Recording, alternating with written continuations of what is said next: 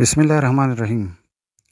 د رازدار آفیشل پښتو شاعرۍ د چینل نه زه فضل سبحان ټولو ملګرو ته د امن، مینې او بختور نصیب دعا کوم. السلام علیکم ورحمت الله وبرکاتو. ګرانو ملګرو، د خپل خیال په پیمانو چې د انساني سماج او رواج ډیرو اقدارو او طور طریقو ته ګورم نو په زړه مې ښه ونه لګي.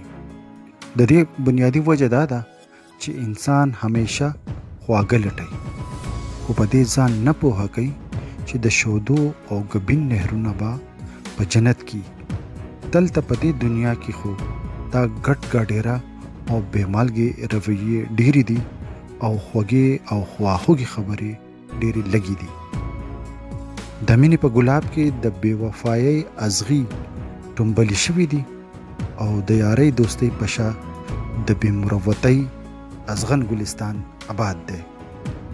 هسې هم تراخه ډیر دي او خواږه کم، خو لوبه دا ده چې خواږه هم د حده تیر شي نو حلق سیزي. دا یو نظم ستاسو په خدمت کې پیش کوم چې ما په خپل طور هم په دې خیال سره لیکلی دی. د دې سرخط دی د خیال په پیمانو. د سنه ولی زما نفرت دی، د سنه ولی زما نفرت دی، د کم کم سیز نه زما توبه ده. چې ځان له یو سو او بل له بل سو، وای به یو سو کوي به بل سو، په خوله به مل وي زړه کې به غل وي، یو ورځ به ستا وي سبا ته بل وي. د دې دوستۍ نه زما نفرت دی، د داسې یار نه زما توبه ده. چې نن وفا وي سبا جفا شي، نن به خفه شي سبا رضا شي، د چا خو ژوند شي د چا جدا شي، څوک پسې ګرځي چاله به راشي. دا مینه نشوه خو یو بېپار دی، د دې بېپار نه زما توبه ده. کله ماتم شي کله غوغا شي، کله شي اوښکې کله خندا شي، چاته تیاره شي چاته رڼا شي، څوک خوشحالیږي چاته جړا شي. زندگی نه ده خو معما ده، د داسې ژوند نه زما توبه ده. او کله سیوا شي کله به کم شي، کله به ډیر وي کله مدهم شي، پردي به خپل کی خپل به پردي کی، څوک به اشنا کی څوک اجنبي کی. د دې دولت نه زما نفرت دی، داسې خانۍ نه زما توبه ده.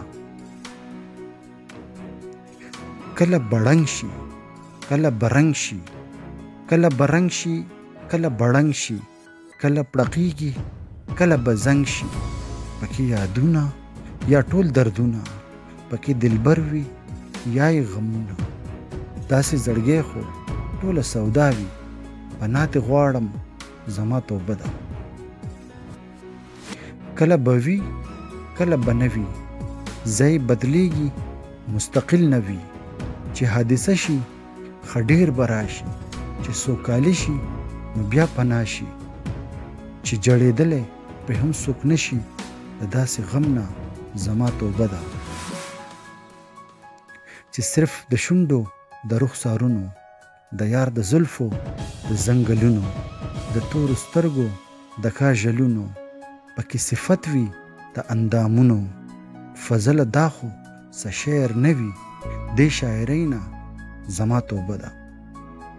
او د څه نه ولې زما نفرت دی، او د کم کم سیز نه زما توبه ده. ګرانو ملګرو، هیله لرم چې دا کلام او مختصر تمهیدي خبرې به ستاسو خوښې شوي. زه به د دې کلام په هکله ستاسو د دریځ په تمه یم. د پښتو ادب او شعري ذوق د ځلا دپاره دا چینل سبسکرایب کړئ. ښاد او خوشحاله اوسئ.